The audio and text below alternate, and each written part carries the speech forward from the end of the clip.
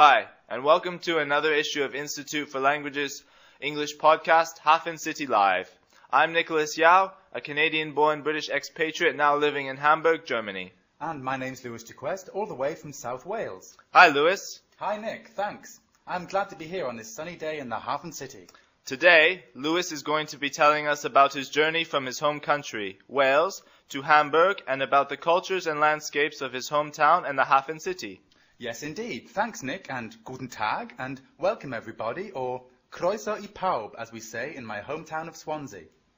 Well, it was the poet Dylan Thomas, Swansea's most famous son, who once described his small seaside birthplace on the scenic coast of South Wales as an ugly, lovely town. Swansea was destroyed by the Blitzkrieg in the war, and the town was rebuilt in the 70s with concrete and uninspiring architecture. Walking out of the town centre towards the harbour today, however, the beautiful Swansea marina really captures the imagination of any visitor. That's interesting. Lewis just used the phrase, to capture the imagination. Here, he is talking about something you see which inspires you positively and makes the viewer feel creative and interested in the content. Yes, that's right, Nick. Swansea Marina really captures the imagination because it's very beautiful. It's in the heart of the city's redeveloped maritime quarter and surrounded by a variety of restaurants, retailers and marine businesses, with the city centre on one side and a beautiful sandy beach on the other. So, tell us, when did your journey first begin, Lewis? Well, Nick, it's like this. I was born and spent 20 years in Swansea. Then I left in 2007 for Hamburg and found myself once again drawn to the waterside, landing in Hamburg's picturesque Hafen City. When I got here, I had a nostalgic home-from-home feeling. A home-from-home feeling, yes. This means that Lewis had the feeling of being at home and happy in Hamburg, even though his real home is in Wales. Yeah, exactly, Nick. It really does feel like home from home. Especially the sailing boats and yachts that were the landmarks of the Swansea Marina skyline, which we see today on a larger scale with luxury cruise ships and tourist boats every day in Hamburg. Yes, that sounds wonderful. Lewis used the word landmark there. He means here a building which is historically or culturally important and is associated with a country or city. The Eiffel Tower is a famous landmark in France, for example. Exactly, Nick. And you know, the similarities between Swansea and the Hafen City do not end there. The wonderful but controversial Elbe Philharmonic Hall, sitting on top of an old warehouse in the Hafen City, will be a new cultural landmark for the city when it opens in 2013. Yes, Lewis mentioned the word controversial. If a subject is controversial, it is something which people have very different and strong opinions on, which often causes a lot of debate, such as the Elbe Philharmonic Hall. It is a very controversial subject in Hamburg, isn't it? Yes, you're right, Nick. Anyway, tell us more about the history of the Hafen City, Lewis.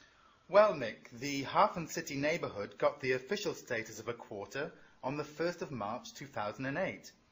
Since then, it's become a strong economic focal point of the city, home to many international companies. Yes, Lewis said the Hafen City is an economic focal point, or center, literally the point which the attention is focused upon. Thanks, Nick. Yes, the Hafen City is the economic focal point of Hamburg, which we can see in the fact that the area is home to the German headquarters of both Kuehne und Nagel and Unilever, with the Spiegel Group and Greenpeace expecting to open new headquarters by 2011. Just as the Hafen City is a project still full of fresh international companies, so the growing marina and the key area of Swansea is equally attractive to new businesses. There are many local press agencies, five-star hotels and expensive restaurant chains, as well as plans for a £50 million commercial and housing developments already in the pipeline. What do we mean here by in the pipeline? Good question.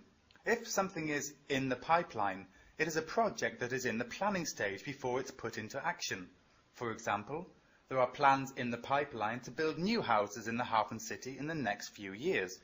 So you could say, for example, there are plans in the pipeline to make traveling to the moon by aeroplane possible. Yes, exactly. Good example.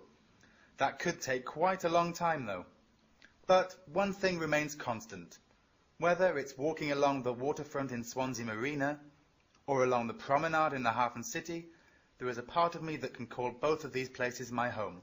Yes, a real home from home. Quite right, Nick.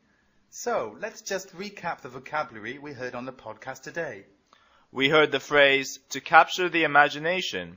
We use this phrase to talk about something you see which inspires you positively and makes you feel creative and interested in the content. We also talked about a home-from-home feeling.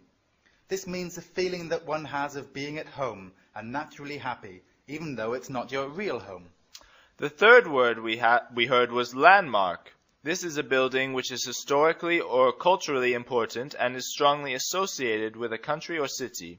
The Eiffel Tower is a famous landmark in France, for example. We also heard the word controversial.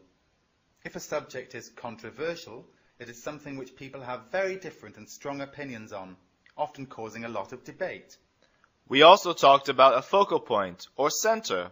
For example, Buckingham Palace will be the focal point for thousands of people all over the world when the royal wedding takes place next weekend. Indeed it will, Nick. And finally, we heard the phrase, in the pipeline. We use this phrase to mean a project is in the planning stage. For example, after the royal wedding, there could very possibly be children in the pipeline for Prince William and Kate. Yes, that's an interesting prediction, Lewis. We'll see, won't we? We certainly will. Okay, that's all for today from my home from home in the Hafen City. Thanks for joining us for this Institute for Languages Hafen City live issue. Bye for now. Bye.